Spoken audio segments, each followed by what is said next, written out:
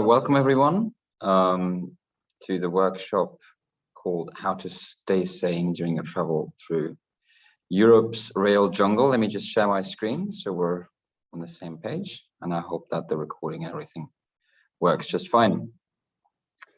This is a Students for Students workshop organized by the Department of Socioeconomics and Economics and Socio-Ecological Economics at VU. And we're going to look today at a couple of things. We're going to start with the passes website and app that the Interrail service provides. So like starting with a navigation, so like outlook on what's out there and when to buy which kinds of passes from Interrail.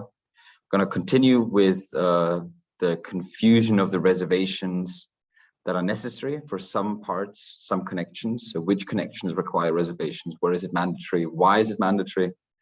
And also in which countries specifically? And then we're going to look at the nitty and gritty, the workarounds, the problems with cancellations and delays, and also refunds, where Interrail is known to be quite bad as an infrastructure provider or as a booking platform. So I'm going to give you some tips and tricks on how to avoid these problems once they arise.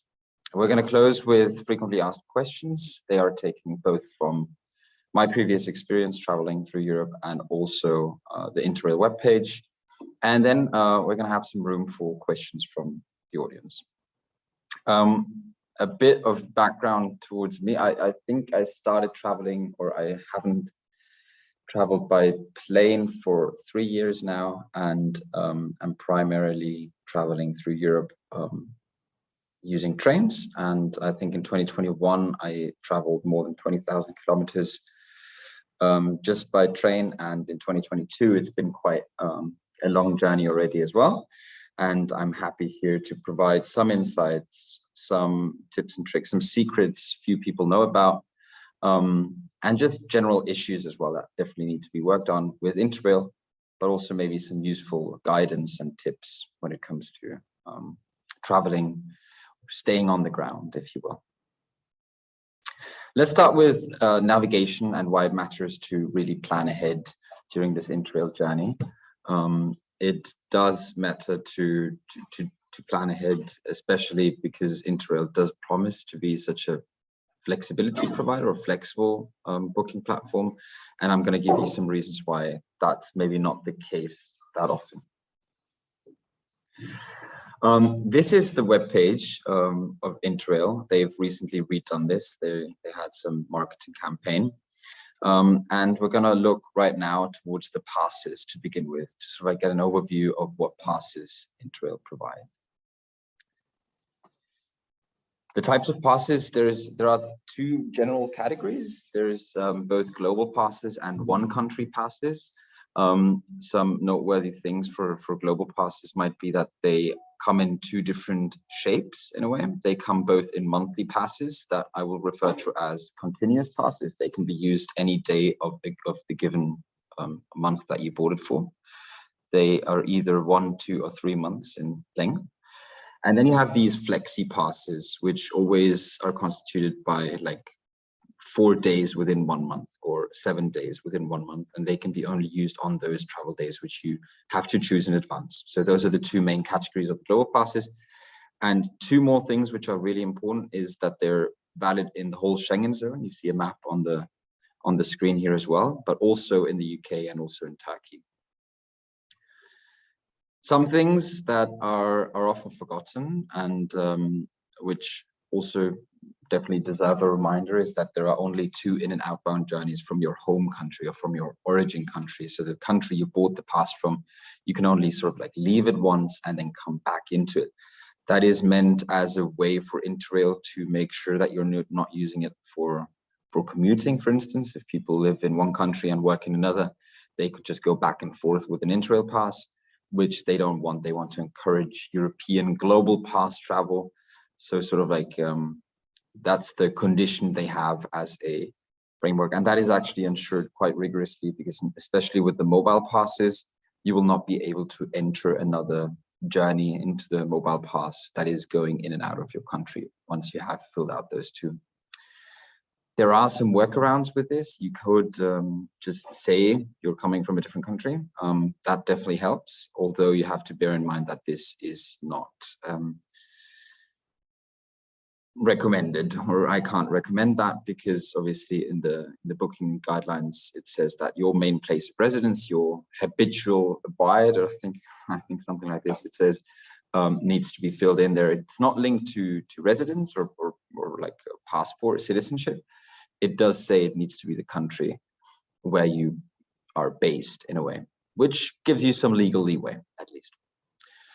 The second category of passes are the one country passes. There is only a couple of them. There is one for Norway, Switzerland, Italy, France, Germany, and then there is one joint one for the Benelux countries.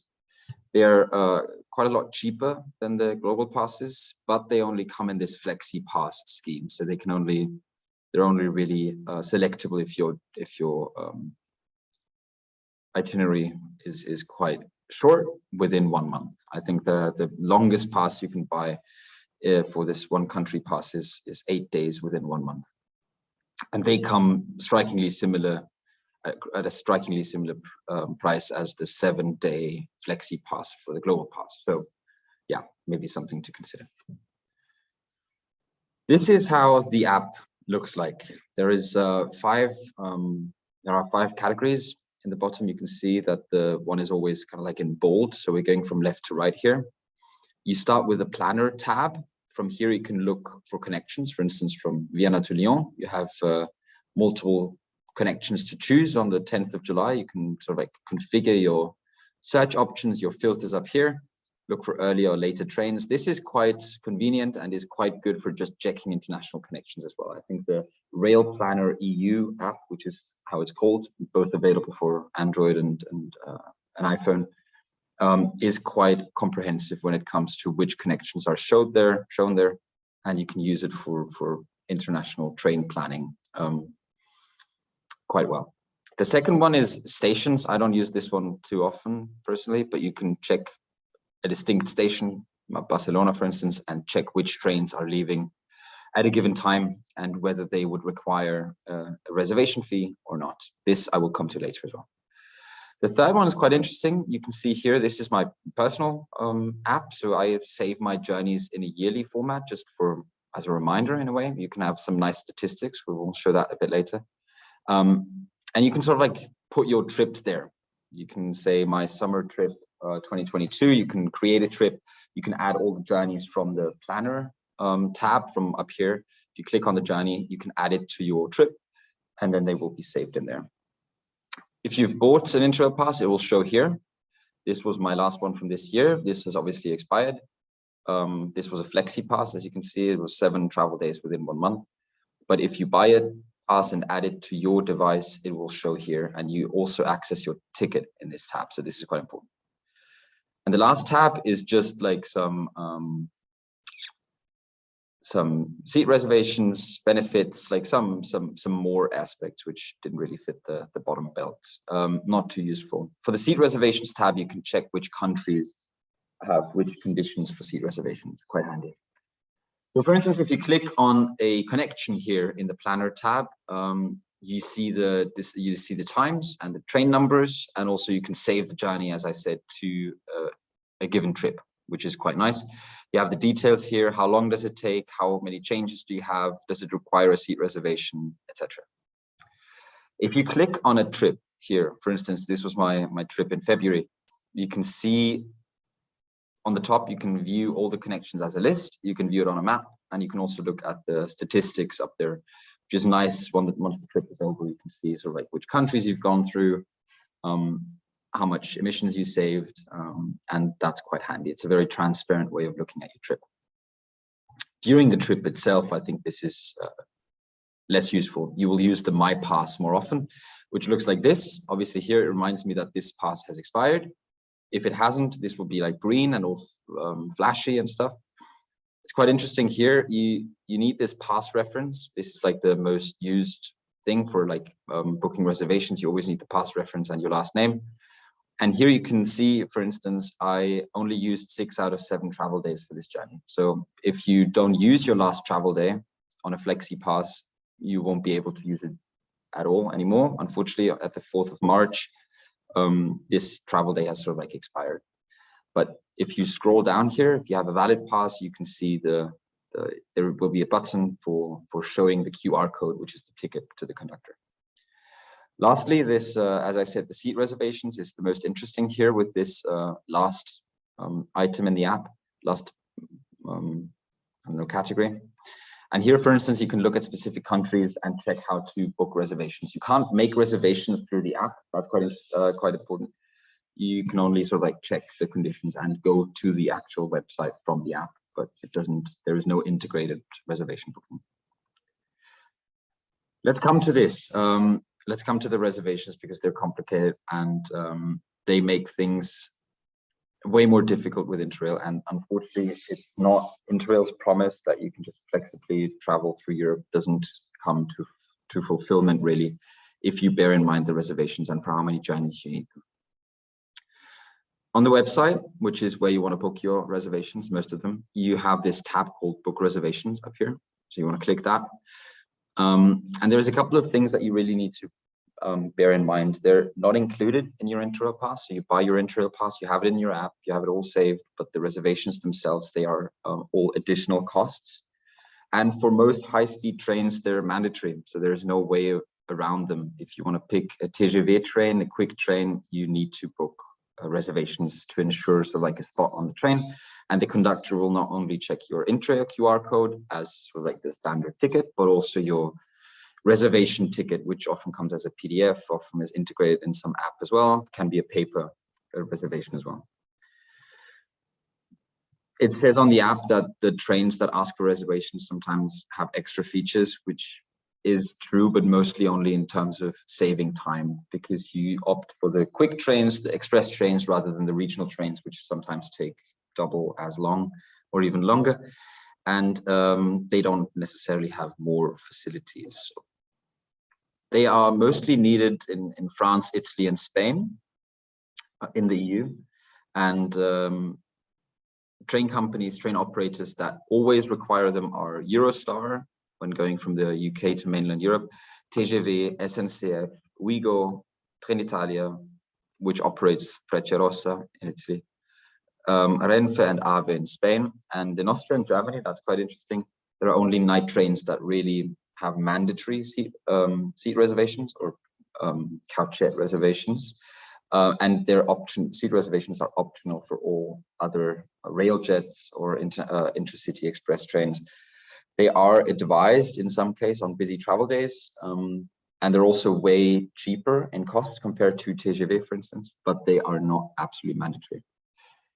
Here you can see on the left-hand side that they differ in cost. So sometimes Hamburg to Copenhagen can be €4, but then the Eurostar from London directly to Amsterdam is an additional €35 on top of the Interrail pass, which you've already bought, which comes at quite a hefty price tag. And that's the case for a lot of TGV trains, a lot of Eurostar trains, that they charge you more than, let's say, 15, 20 euros for just one journey, which often is quite short. As you can see, 4 hours is not that long of a train ride to pay 35 additional euros for. Let's have a short overview of reservations and operators that require them and ones that don't. As I said, SNCF, which is running trains both in France and Switzerland, they always require them. Same holds true for Eurostar, which is connecting the UK to the mainland Europe. All night trains, it doesn't matter from which operator, so ÖBB, Euronight, the Swiss night train company, Norwegian, V, and also the Romanian night train company, they all require reservations. They're quite cheap in comparison to the SNCF service. So ÖBB charges 14, and companies like V in Norway, they charge less than 10 euros for just a ticket reservation. Renfe in Spain and Catalonia, they're running high-speed services as well. And basically all ferry operators, they charge extra for reservations as well.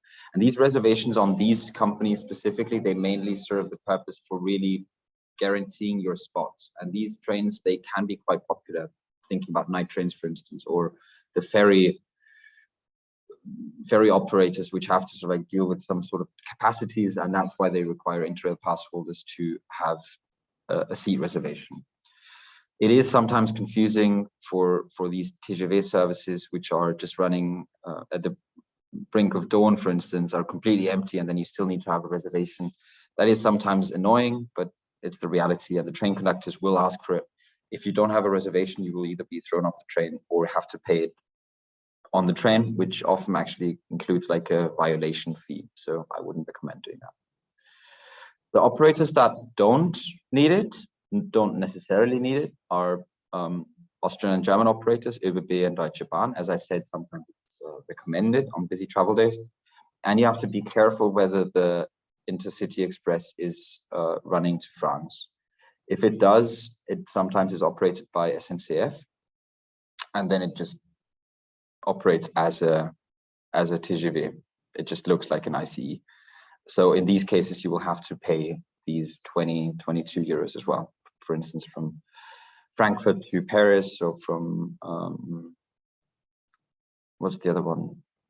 If you go to even to Strasbourg, for instance, you would have to pay an additional reservation fee as well, although it is an ICE train operating in theory under Deutsche Bahn, but in practice under SNCF. So the Swedish and Norwegian operators, they have regional trains that are included in Interrail passes, but the quick trains, they require reservations. So this is something that some companies do as well. So the regional ones, the slower ones in Sweden, that would be Small Target, and also the regional operator from SJ, they are included. But if you want to go with a snap train, you'd have to pay extra. And these fees are also quite low. They're like 7-8 euros per journey. All operators based in Belgium, Netherlands, and Luxembourg, they're all included. No extra fee. It doesn't matter which train you take. Also, all the Eurocities, RegioJets, Flix trains, the Polish trains, and also the Baltic nations, they are also all included without reservations. All right, let's look at avoiding seat reservations, which if you want to save costs, sometimes it's necessary. So I took a random journey from Paris to Bordeaux. Here you can see that the TGV requires an additional reservation on the 10th of July. It costs 10 euros to go for 2 hours. You can obviously filter this and say you don't want to have any seat reservations. And there are regional trains which go from Paris to Bordeaux. But as you can see, that takes a bit. So if you want to save 10 euros, you have to invest 6 hours. That's basically the price you pay. And yeah, this is no different for a lot of long distance international journeys. So they really want you to pay that reservation fee, and it really adds up, especially if you're traveling for months on end. So this is something to bear in mind. If you have a lot of time on your hands, you can go for this 11 hours, but changing 3 times and making sure your connections are on time and just like really spending an entire day to travel, maybe is not for everyone. Some ideas how to save some money concerning these reservations is to really avoid short distance high-speed travel. For instance, if you want to go from Strasbourg to Paris, there are good regional train connections, for instance. And also these, they last super short. So even though the price for these reservations never changes, whether you go from Paris to Barcelona or from Paris to Strasbourg, the distance is vastly different. So I would avoid traveling short distances. If you have to make a reservation, you might as well take a long distance train. You might as well cover a lot of distance in a way. And if you can't really find a workaround, as I said, make sure your journey is as long as possible. Book them far in advance. Usually the system behind Interrail, I've figured this out over the years, is that Interrail as an umbrella booking platform, they buy like 20 tickets in each train, or they have the right to sell 20 reservations for a given train. So if you want to really be flexible and want to take a high speed TGV tomorrow from Paris to Barcelona, you might be unlucky and it might not even be sold anymore, because those 20 tickets that are sold to Interrail have already been passed on to Interrail ticket pass holders. So booking far in advance, although it really neglects the purpose or sort of like defies the purpose of Interrail is definitely advisable, especially if you have these long distance reservation mandatory journeys planned ahead, and sort of like look out for them and book them as soon as you can, as soon as you're sure, because once they're gone and there's nothing to be done. You can't book. I mean, if you really have to be on that train, they will ask you to buy a fully fledged ticket, but there is no way to take that train in combination with your Interrail pass if the number of reservations they sell has already been sold. Like, there's no exceptions they make. I've tried. And something that is maybe a bit surprising, you can book the reservations through Interrail's app itself.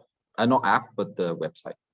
But it's better to book them through the operator's app a lot of times, because sometimes these reservation tickets, they come with refunds at least, or cancellation policies, while the Interrail version never does.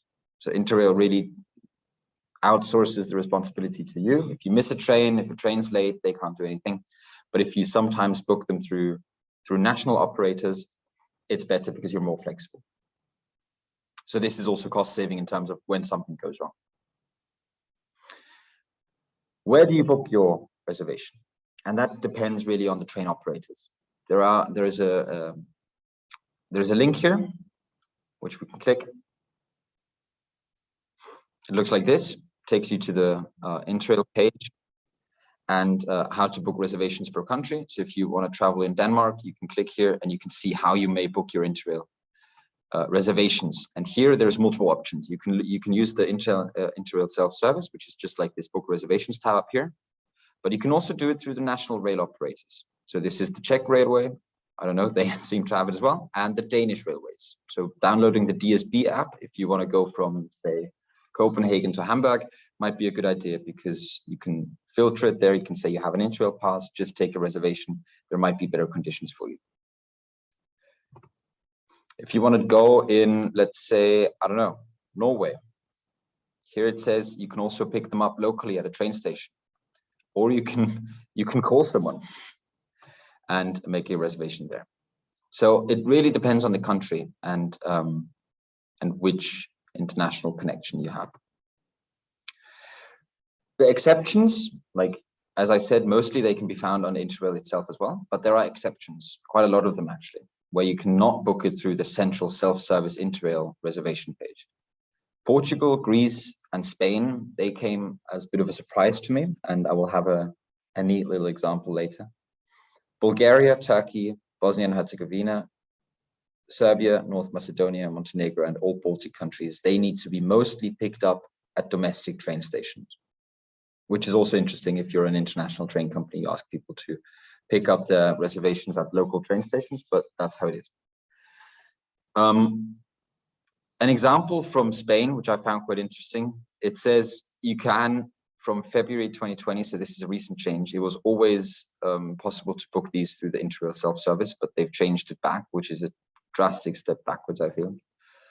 Domestic and long-distance trains in Spain can only be made locally at the train desk.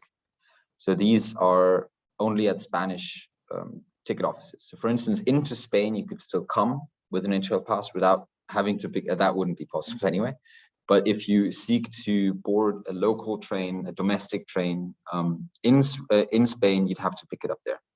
You can, however, pre-reserve them by calling Renfe phone sales, and then you can sort of like 72 hours in advance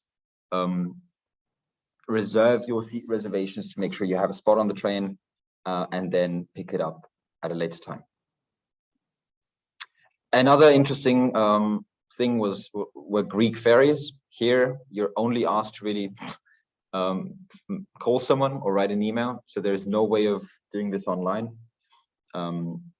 which also in the 21st century seems a bit odd, but that's how it is.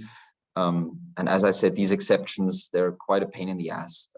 For a lot of TGV services, for instance, you can also only opt for paper reservation tickets, which also need to be not printed out by you, but actually printed out in this domestic train office, which is also absurd.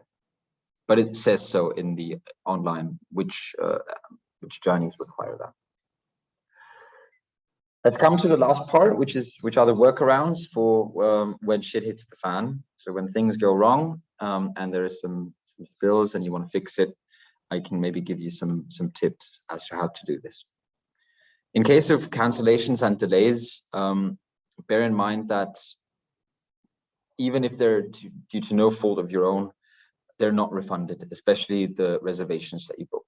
They are, when they're booked through Interrail and through the web page, generally always time and place bound. So you can't just shift it around, even though you already know during a day, because I don't know, there was a delay on your previous connection that you won't make the future train, you can't shift it backwards. So this is obviously super annoying.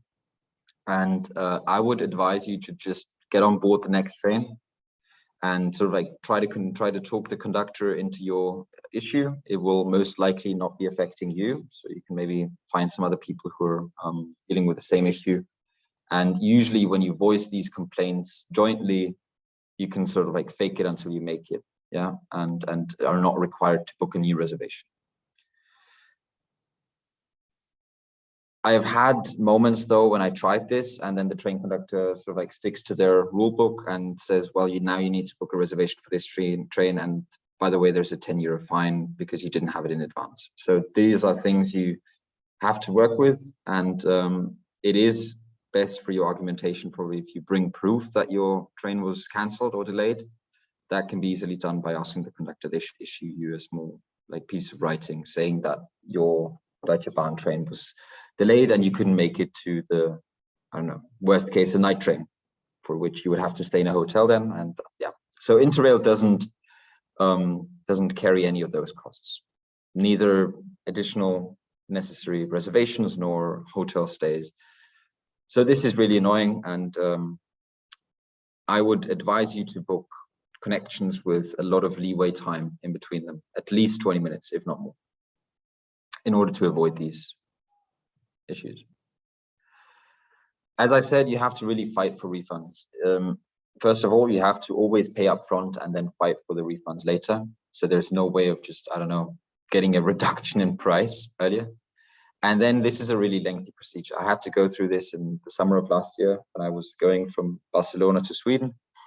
And my phone broke, and on my phone I had my Interrail pass saved, and I didn't know that you need your phone for the Interrail pass. I thought that screenshots were enough, so I unlocked it on a friend's phone, didn't carry a phone for the journey back, and I had to buy fully fledged tickets all the way from Barcelona to Copenhagen, which was a lot of upfront cost. And then I almost entered a legal battle with these national train companies, and I got some money back, not all of it, got a lot of vouchers back, which I still haven't used. But this is just a lengthy procedure, and you have to really fight for these refunds and be a bit of a pain in the ass.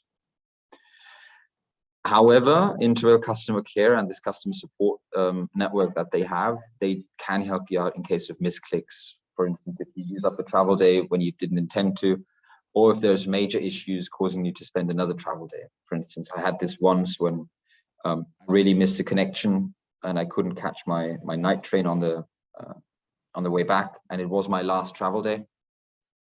So I contacted Interrail customer support through Twitter. That's where they respond quickly. And they unlocked an additional travel day on my pass, which was very nice of them. And they did this within a couple of hours notice. So using Twitter and the chatbot that they have is generally a good idea. But the thing you just need is just patience. For anything relating customer care and refunds, it's a lengthy process, and hopefully you get your money back in case of any mishaps, but you need patience. Let's move on to the frequently asked questions. You can't upgrade or downgrade a pass. If, for instance, you have a flexi pass with 4 travel days and you realize halfway through the trip that you want more travel days, you can't upgrade. You can't buy additional travel days either. You can only have the mobile pass on one device. So if you lose your device, or it gets stolen, or it breaks, then you're screwed. You're expected to buy a new device, and it needs to be a mobile phone. It can't be a laptop, it can't be a tablet, it needs to be a mobile phone. So that proved to be just super annoying on my journey as well, because I had my phone with me. I showed it to every conductor. I said, it's just broken. I can't use it. Here's the screenshot. I showed them the screenshot of my laptop. And since the QR code always changes apparently on an hourly basis, they can't scan it and they can't ensure that this is valid Interrail pass. So the hands of the conductors, train conductors, is tied as well, and they have to, by policy, sell you another ticket. So if you lose or your phone or it breaks, just make sure to somehow get a hold of another phone, which you can transfer your pass to, also through customer support, by the way. You can't switch or cancel a travel day once the day has started. So that's why I would really advise you to only start your travel day when you board the first train. Sometimes the problem is also that you start, I don't know, on the way to the train station, you start your train journey, you start your travel day, and then the first train doesn't come. And then you decide against using this day as a travel day. And if you've clicked on activate, it won't be able to cancel that travel anymore. If there is a problem with adding a trip or a journey to your pass, that it might be because of an overlap in terms of time with another journey, or you might have already added it to the pass. And buying reservations on the train is risky. It's possible. I think it's possible for these ECs, for instance, going from Germany to France. They're quite nice, because then you could probably argue that you thought it's a Deutsche Bahn train, it's an ICE train, you thought it was included. You can always buy it there and hope not to pay it, maybe. But sometimes you'll definitely be thrown off, and sometimes there's an additional charge. So I'd advise you to book in advance. Some tips, 4 tips for making your journey smooth, or saving some travel days, or saving some money, which is maybe good. I would advise you to use night trains at the end of the day, because they only count for the day of departure, even though the majority of your journey will be on the next day. So for instance, if you go from Hamburg to Vienna, the train leaves quite late on, say, a Tuesday, and the Tuesday will be the travel day rather than the Wednesday. So with this tip, I've done it, go from Stockholm to Vienna in one travel day, which is quite handy. You'd have to leave Stockholm quite early, go all the way to Copenhagen and then Hamburg, and then take a night train, and all you've used is one travel day. So you can cover quite great distances with one travel day, especially if you take advantage of the night trains. The same goes for London-Vienna, for instance, also possible in one day. 16 hours, actually. Only activate the travel day when you're on the first train. I've said this before. And always consider, at least in monetary terms, buying a full-fledged ticket instead of using a travel day. Obviously, this is only really relevant for flexi passes, where you have a limited number of days in a month. But when the journey is short, it might actually be cheaper to buy a fully fledged youth ticket. There's a lot of youth discounts for a lot of operators, rather than spending a travel day for your Interrail pass, especially if there's an additional reservation.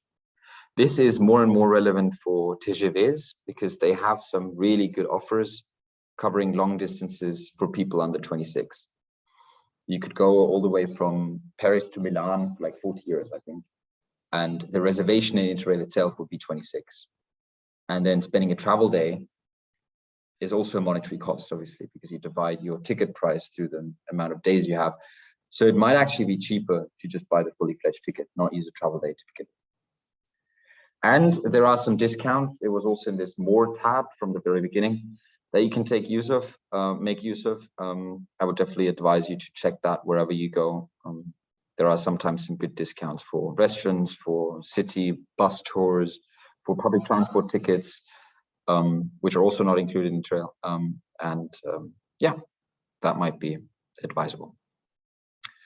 I want to end with a quote from a recently published guide called Common Destination, Reframing Aviation to Ensure a Safe Landing and Lay the Tracks Towards a Fair Planet. They have a whole chapter dedicated to train travel, which is really cool. It reads, few things compared to the pleasure of just sitting on a train and watching the landscape shift and transform before your eyes. To see the world outside your window change on long journeys as you cross time zones, latitudes, and altitudes. On spacious trains, you can stretch your legs and go to the dining car to break up the journey, enjoying the often decent onboard food and engaging in conversations with other travelers. And night trains let you board in one city and wake up rested in another, as if by magic. Train journeys can also be once in a lifetime experiences. This chapter, I recommend every one of you to read it. It's chapter 3 from this guide. It's mainly on narratives and how they can be transformed towards sustainable mobility.